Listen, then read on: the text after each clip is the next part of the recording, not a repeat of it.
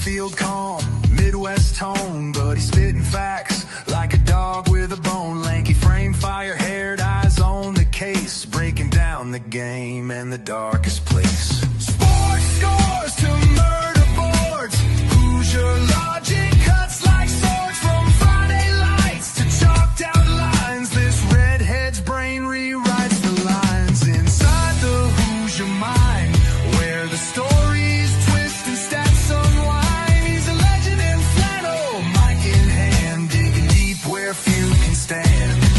From touchdowns to crime scenes raw, he's got the truth in every draw. Yeah, step in if you dare to find what's brewing inside the Hoosier mind.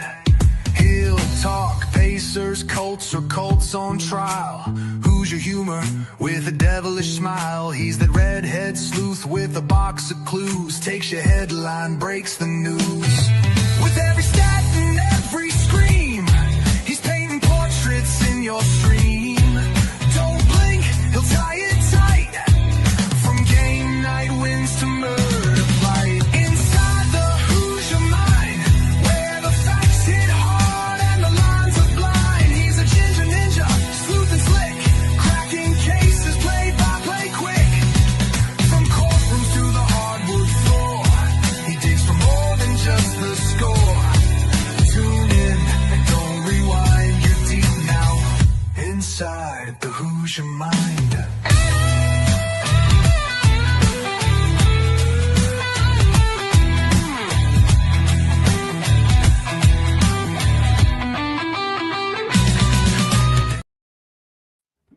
All right, what's up, everyone? Welcome into Inside the Hoosier Mind, brought to you by Military Broadcast Radio, helping give veterans a voice. Happy holidays and Merry Early Christmas, because we're doing this live on December 23rd, so just a couple days before. Obviously, we had a lot heat up as far as college football goes. We've had a lot heating up as far as the NFL goes. College football is now into the second round of the playoffs, and the NFL season, the regular season, is almost coming to a close. We have just about 3 weeks left, and now we're starting to get teams that are really solidifying themselves as the front runners. We even have a few division winners so far in the NFL, and we are going to talk about all of it. I did originally have Mike scheduled to come, but unfortunately Mike is having some personal issues at the moment that he's having to overcome and deal with, so it's probably just going to be me talking for a little bit, but nonetheless, it should still be a pretty decent show. And if you want to join in, if you want to make comments, please do. You can follow pretty much all of the social medias on Facebook, YouTube, TikTok, at Inside the Hoosier Mind, or through Military Broadcast Radio. That's MB Radio on just about every single social media handle, and you can follow us there. But let's dive into the college football part, my favorite part, because there's been a lot of controversy that has come about from the first round matchup, mostly being the fact that Tulane and JMU, the 11th and the 12th seeds, both got beat by Oregon and Ole Miss respectively. And not only did they get beat, they got beat pretty handedly. But again, nobody was really surprised that that was going to end up being the case. We all figured that was going to happen. Overall, it's just the talent difference is pretty major when it comes to the group of 6 schools as compared to the Power 4. And that's led to a lot of people saying that we need to just get rid of the group of 6 champions being able to be in, that they shouldn't have been in, they shouldn't have been a representation, and that could have potentially opened the door for maybe other teams to take over their spots. And I do and don't agree with that. Here's why I do agree that the group of 6 of schools should not be in the regular college football playoffs. The reason being, let's be honest, the tale of Cinderella stories as far as college football goes, they're more than likely gone, especially with NIL, the fact that now there's a lot of teams you can buy your entire roster. You know, there's going to be coaches now that as they're coming in, Lane Kiffin being one of them, for example, because he was such a hot topic in the news for LSU and what he was able to do at Ole Miss. Obviously, Deion Sanders got a lot of heat there for a while because of how much Deion Sanders enters into the portal to get his players, that's going to be the case. It's very similar to like how the NFL does with free agency. You're going to have coaches that come into a new program and they're going to go in the portal and they're going to get guys that are probably just going to be there for more than likely just a year rental and just to see what they have. And it's not necessarily a bad thing. However, when you have these schools like Tulane and JMU, they're not going to have the financial depth or the financial backing that Oregon, that Ole Miss, that LSU, that Ohio State is going to have. They're not going to have the depth that all of these big Power Four schools have. So to say that they shouldn't belong, I don't necessarily think they don't belong, but I do think for their own personal benefit to highlight their players and to highlight their skill set for groups and peers that are more equal to their level, they should have their own playoffs just like the FCS does. And for people who don't know, FBS is Division 1. It's a lot of your big name college football brands like Miami, Alabama, Georgia, USC, Oregon, etc.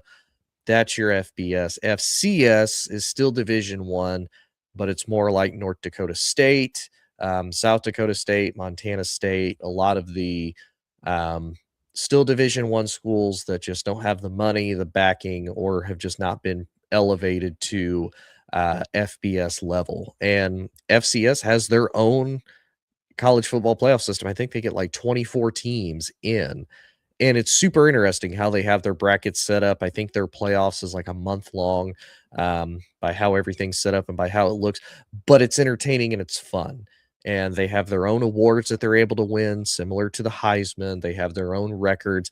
They have championship teams like North Dakota State has won like 11 championships or something like that. It's crazy at even the dynasties and the overall just success that can be had even at a level lower than that. So for Tulane and JMU, to me, they would have better success if they were just in their own playoffs instead of trying to force them into, all right, you guys are going to go up against Oregon, insanely talented, a lot of money, a lot of good players. Dan Lanning's one heck of a coach, super deep pockets, and Ole Miss, who the exact same way. A lot of talented players, very deep, very well ran. Even with Lane Kiffin gone, Pete Golding is doing a fantastic job so far. Now, albeit it's still just the first game, but we'll see how that ends up ultimately playing out overall.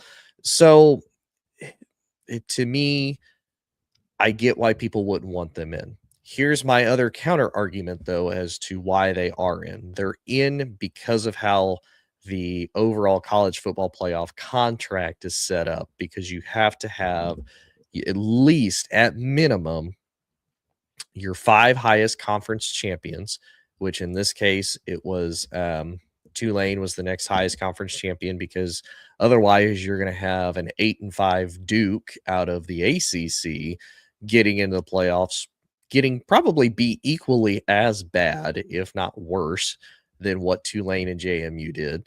And everybody's not going to be a fan of that, because why are they even in? Now, that leads down the whole rabbit hole question and argument of the ACC needs to fix their whole tie-breaking scenario, because realistically, should Duke have been in their conference championship game by overall records, by entertainment, by pretty much everything fans outside of Duke want? No. But that's how their rules are set up. That's who ended up getting in. And so I get why Duke wasn't put in and why Tulane and JMU was. And not only are we looking at the 5 highest conference champions, but then at least one group of 6 champion is also going to get in. So it just so happens there was another group of 6 championship team that was better than the ACC, and that's why they got put in there. So I get why, and I get why they shouldn't be in the college football playoffs. And it is what it is. And for people that are criticizing them and hating on them, that's not their fault. It's really not. They came in, they competed the best that they could, and for the people that are they're still criticizing, they still hate it, oh, they're doing everything they can to show that group of five schools shouldn't be in there. That's not necessarily true. John Summerall came out and said, look, I have not told any of my guys that it's good to lose.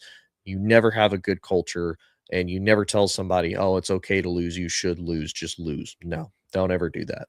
These guys are competitors. They're competitors at the highest level. I fully expect a lot of these guys on Tulane and JMU to more than likely go on to have success in the NFL or even in other professional sports leagues. They're going to be fine, but it is a tall task. It is a tall task to ask them, oh, hey, by the way, go beat two of the top schools in the entire country when it comes to football right now, and expect them to be close. Like that's just unrealistic, and it's not fair to them to say, oh, you shouldn't have been in, because again, that's a tall task to ask from them. So that's my thoughts on it. As far as everybody's hate on them, it's nothing really surprising. It did make the first round really not as enjoyable because of that. But if realistically, if you look at a lot of the college football playoffs anyway, even if you look at last year's, it's about the same. You're always going to have those games that just aren't as entertaining as they should be. So if we look at last year, and I think this is where people got a little bit spoiled. For the first round last year, you had Clemson and Texas. Texas ended up beating them pretty easily. Nobody was really surprised by that. You had Tennessee versus Ohio State. That one was probably one of the biggest marquee matchups as far as names go, but Ohio State thumped Tennessee with no problem. They beat them by 25 points. SMU versus Penn State, again, not really a surprise. We knew SMU was going to get beat pretty bad by Penn State. I don't think that comes as a shock to anybody. And then probably the other best game of the weekend was Indiana versus Notre Dame, and Indiana lost by 10 points. Ultimately, not bad, but again, a little bit of a surprise. So the fact that people want the better games, the better matchups, I get it. But again, I truly don't understand the whole, oh, get rid of teams because you want better matchups, when we've seen other Power 4 teams come in and they get beat just as bad. Like, it's the playoffs. It's going to happen. Even in round 2 of last year, Texas barely squeezes by Arizona State. Great game. Awesome. Ohio State versus Oregon. Ohio State thumped Oregon. Not really a fun game. Penn State did the same thing to Boise State, 31-14. And then Notre Dame beat Georgia. Again, not really fun and exciting games. Now, the next two, Texas versus Ohio State, more fun. Notre Dame versus Penn State, really fun. And then Ohio State versus Notre Dame, not as fun. So I get where people want more of the entertainment. They want more of a fun factor to it. It's just not going to happen. Like, it's just not. Now, the second round of the playoffs, coming this weekend, that will be a lot more fun. That'll be a lot more fun because you have Oregon versus Texas Tech. Will be an interesting matchup. I feel like that's honestly just a total toss-up. Oregon is actually only a 1.5 point favorite as of now, about 1 week before it takes place. You have Alabama taking on IU at the Rose Bowl. IU is actually a touchdown favorite. Again, I feel like that could really go either way. You have Ole Miss versus Georgia. Georgia's a 6.5 point favorite. Again, I feel like it could go either way. Ole Miss really gave Georgia everything that they could handle this past season. That was Ole Miss's only loss this season, was to Georgia, so maybe a little bit of a revenge game for them. And then you have Miami versus Ohio State, and Ohio State is a 9.5 point favorite. Again, we saw Ohio State struggle against IU. Miami gets kind of the upset win over Texas A&M that they weren't supposed to win, and we'll ultimately end up seeing how that goes. So it'll be a more interesting playoff from that point forward. But for everybody that just gets mad that the games weren't close, those teams shouldn't be just stop. It's still college football. It's still entertainment. It's still good.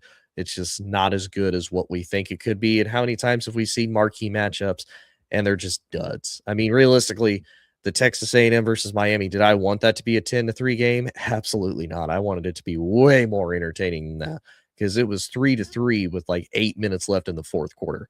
Not necessarily a fun game, because college is not known for being a defensive game, and that was purely a defensive game because those offenses absolutely struggled. But again, that's just me personally. But nonetheless, though, we will take a real quick break. When we come back, we'll talk a little bit more of the NFL. Unfortunately, Mike's not be here to talk about the Bears, but we'll talk a little bit about the NFL, how all of that playoff picture and scenario is shaping up. But when we come back, in the meantime, we're going to listen to Die Tired, So-Called Complex when we come back.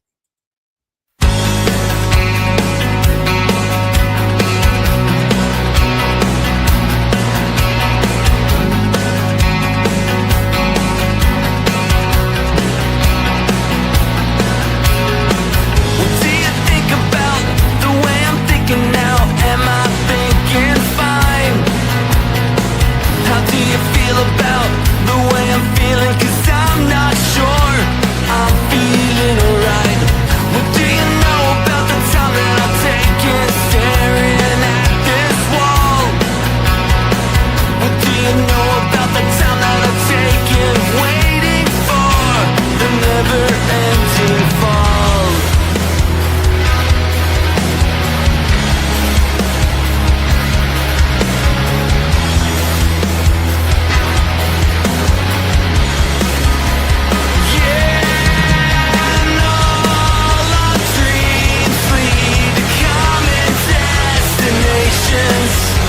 And all our blood runs red, it runs red, it runs, and here we stand, trying to cope with this frustration, dealing with this so-called complex life.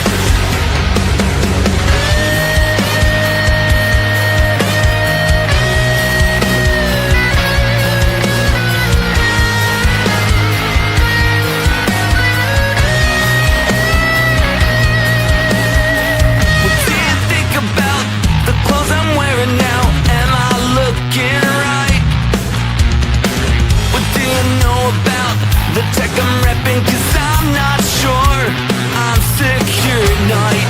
What do you know about the time that I've taken staring at this wall? What do you know about the time that I've taken waiting for the never-ending fall? There was a time when I went there to meet you, but I left with fire. Yeah, and all our dreams lead to common destinations, and all our blood runs red, it runs red, it runs, and here we stand, trying to cope with this frustration, dealing with this so-called complex life.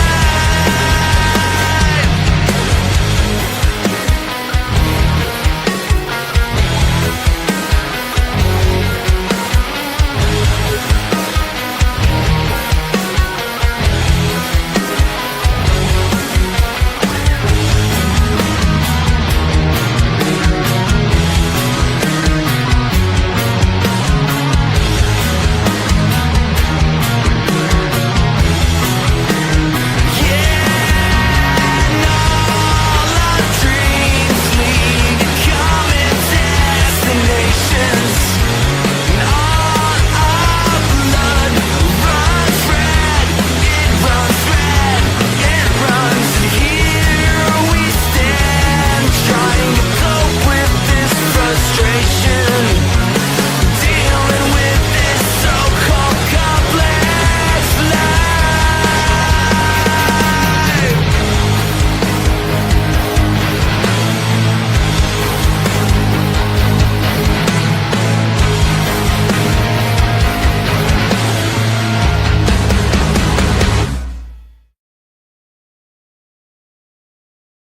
All right, welcome back, everyone, to Inside the Hoosier Mind, brought to you by Military Broadcast Radio, helping give veterans a voice. Back to talk a little bit about the NFL before we close out for Christmas break and whatnot. And the NFL has finally started to heat up a little bit. I haven't watched the NFL as much this year as compared to years past. And it it's kind of bad because the NFL has actually been pretty interesting this year. We've had a lot of very top heavy teams, top heavy conferences that honestly, it's anybody's game at this point. I feel like realistically that there are so many teams that could go into the playoffs, potentially cause a lot of damage, and really there's no clear-cut favorites right now. There's a lot of teams that feel like can't be trusted. Frankie, buddy, appreciate you tuning in, man. And there's just a lot of teams. It's hard to tell how they're going to perform in the playoffs because everybody has some issues. Everybody has the teams that they're just having issues beating.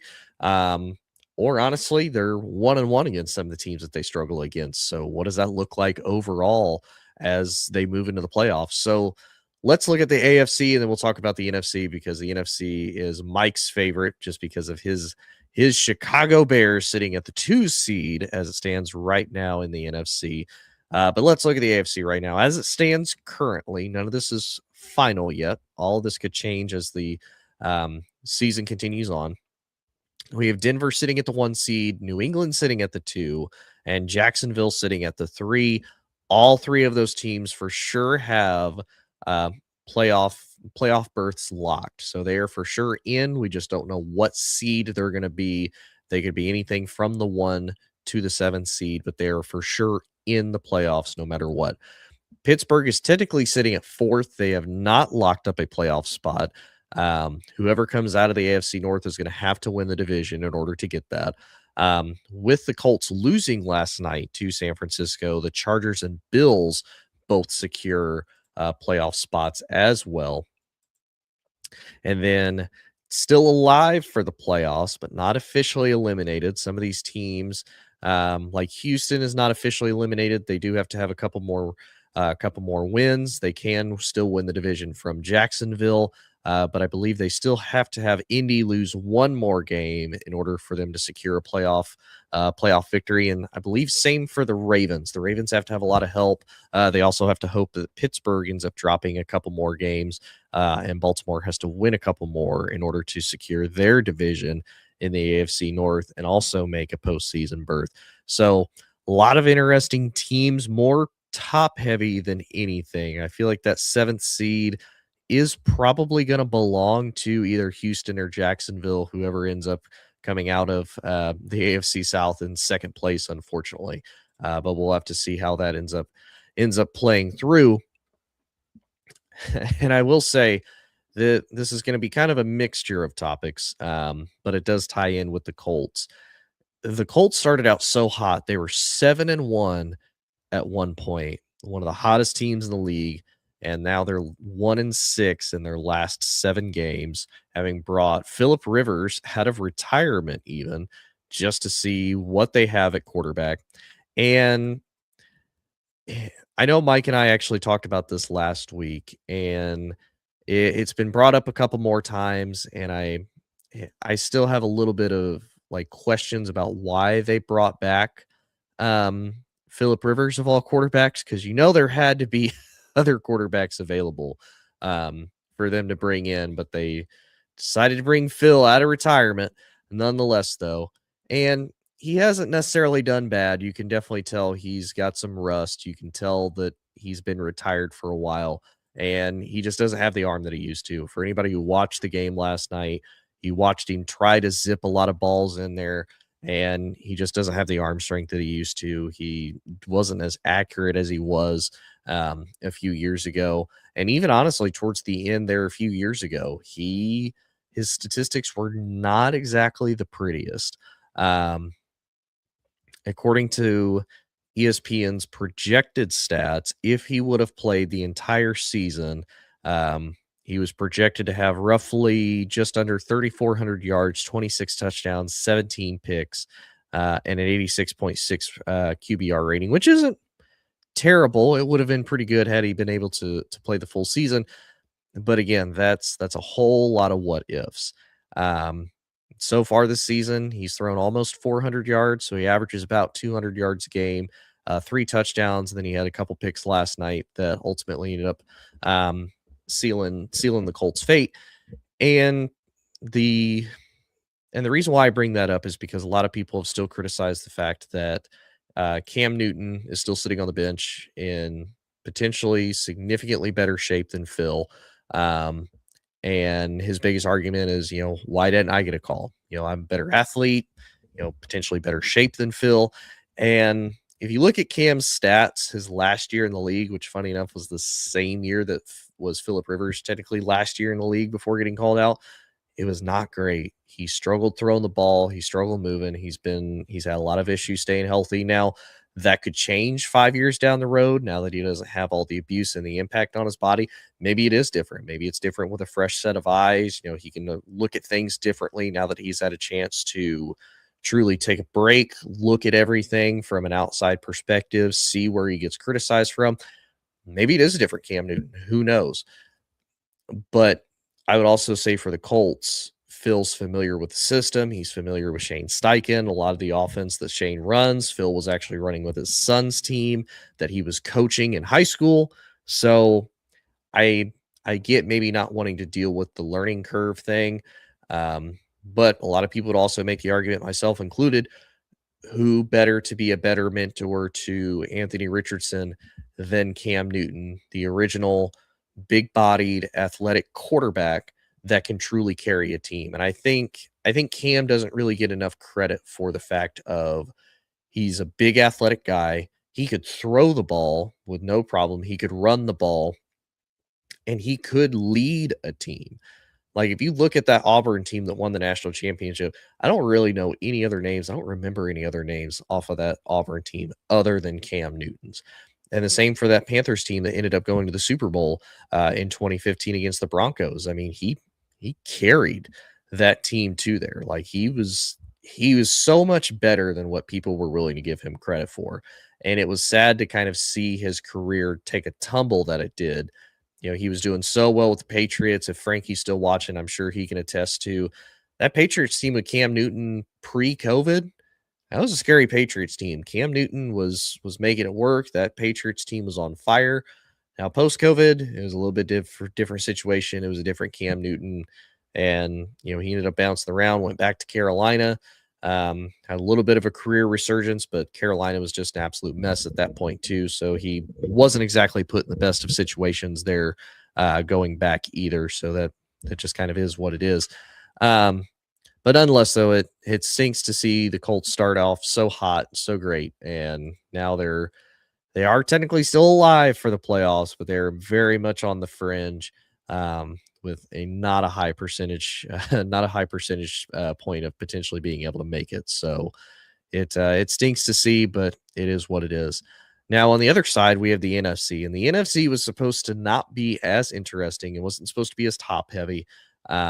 We figured that we would have a lot of kind of the heavy hitter favorites that we expected to have.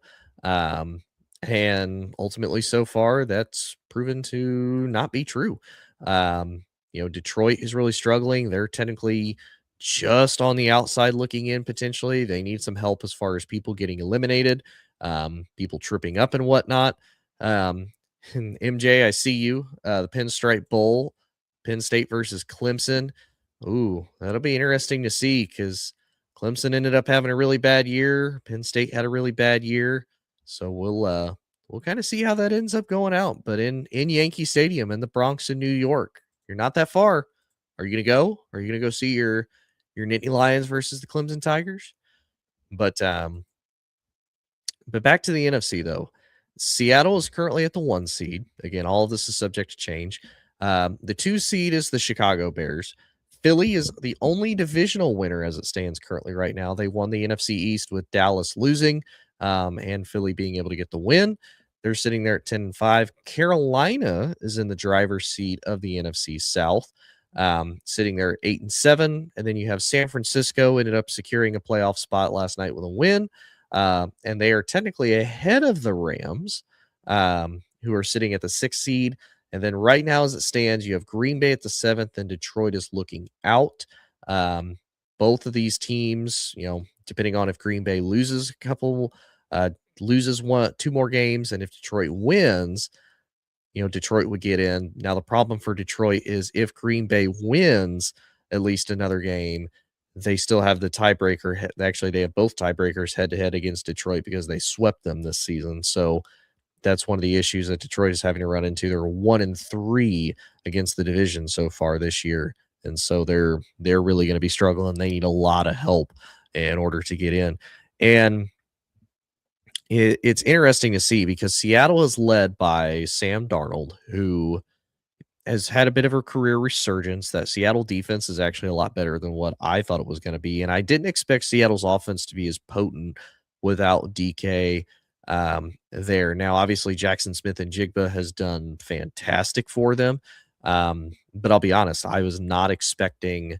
Um, I was not expecting them to be this prolific of a team to be in this position of being 12-3 and only two of those losses having come from their division. So realistically, they're sitting there at 12-1 against basically everybody that's outside of their division as it stands.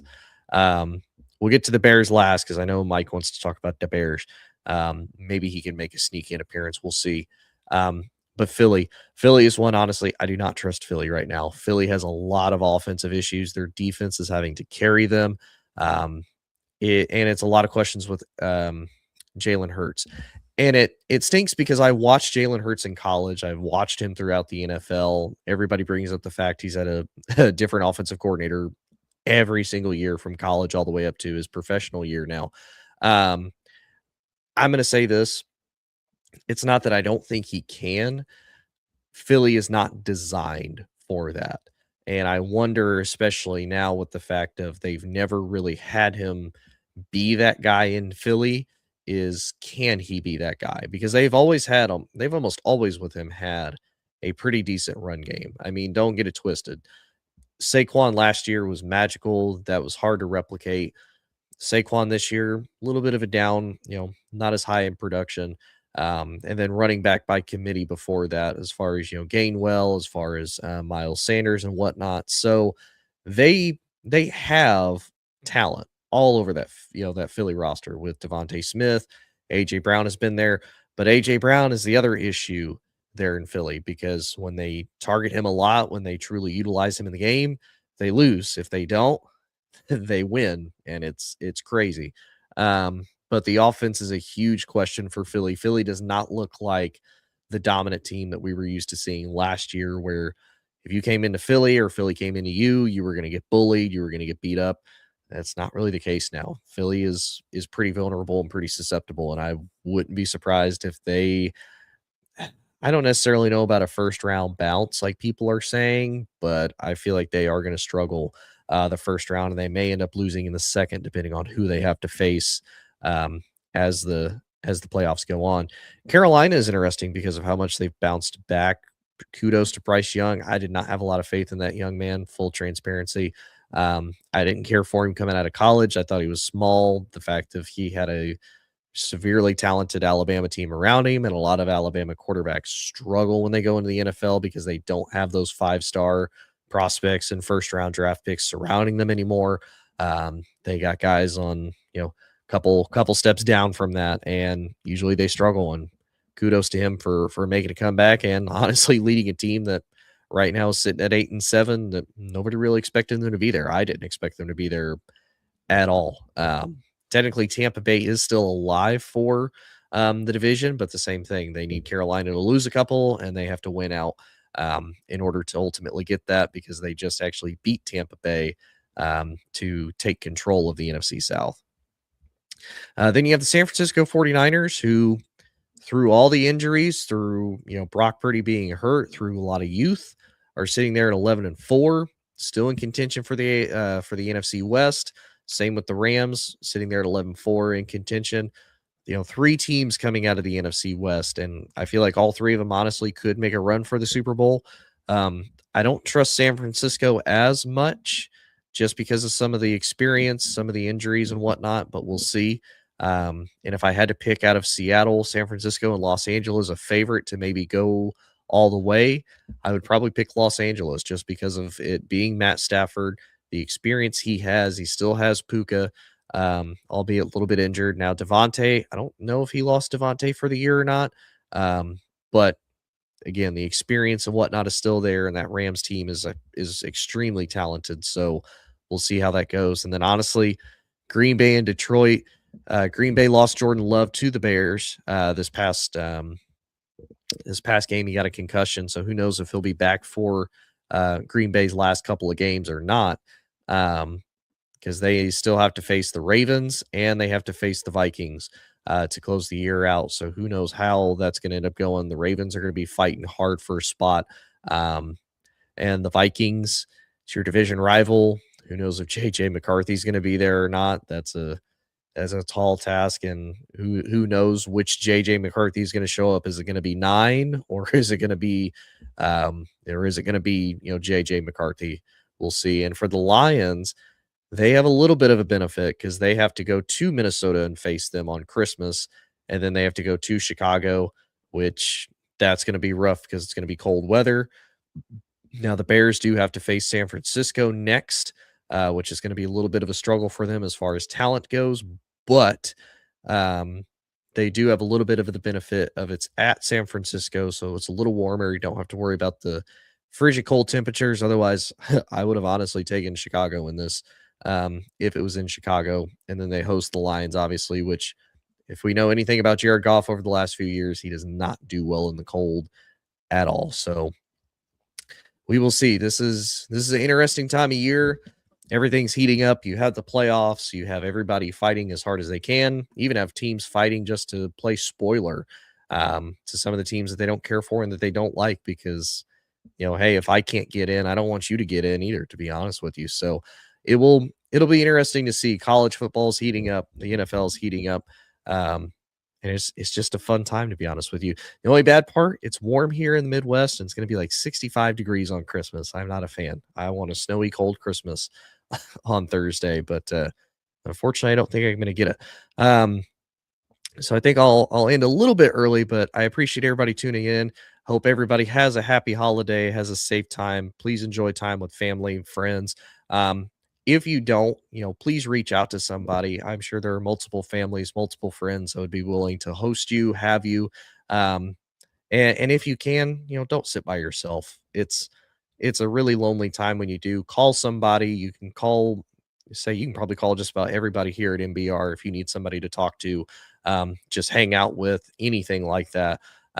Just so you don't have to be alone over the holidays, because that's a rough time to have to deal with. And it's something that nobody enjoys doing, nobody likes having to do, is be alone. So please feel free to reach out.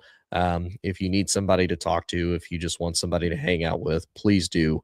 I'm sure there are a ton of people that would be more than happy and more than willing to, just to make sure that everybody has as fun of a holiday as we can.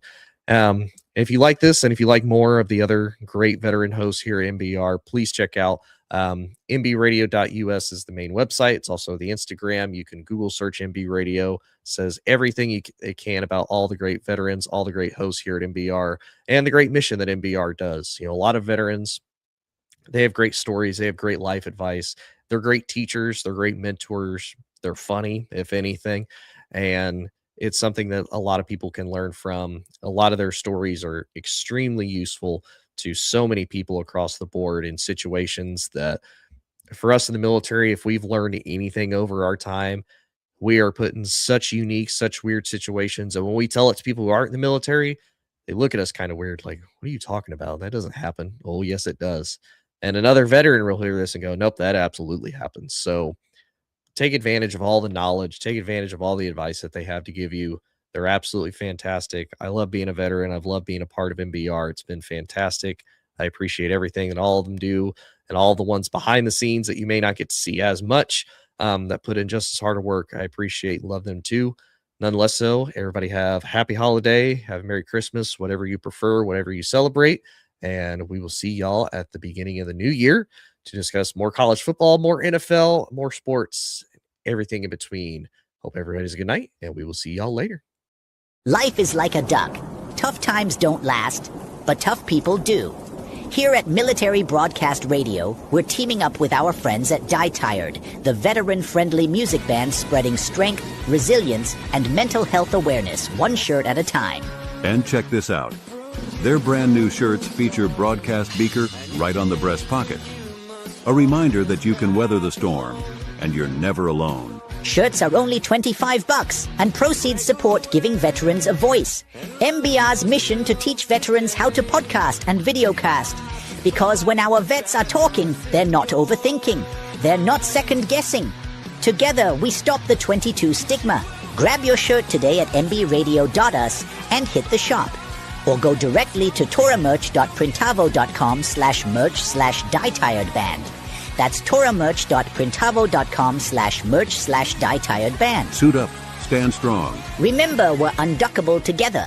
You're built tougher than the storm. Ladies and gentlemen, thank you for tuning in to Military Broadcast Radio. As we wrap up today's show, we want to remind you that the podcast of today's episode will be available right after we go off the air. So if you missed any part of the show or want to listen again, be sure to check it out. And remember, we're here to support and honor our veterans. Your stories and experiences matter, and we are committed to giving you a platform to share them. That's right. We're here to give our veterans a voice. So don't forget to catch the podcast and stay connected with us.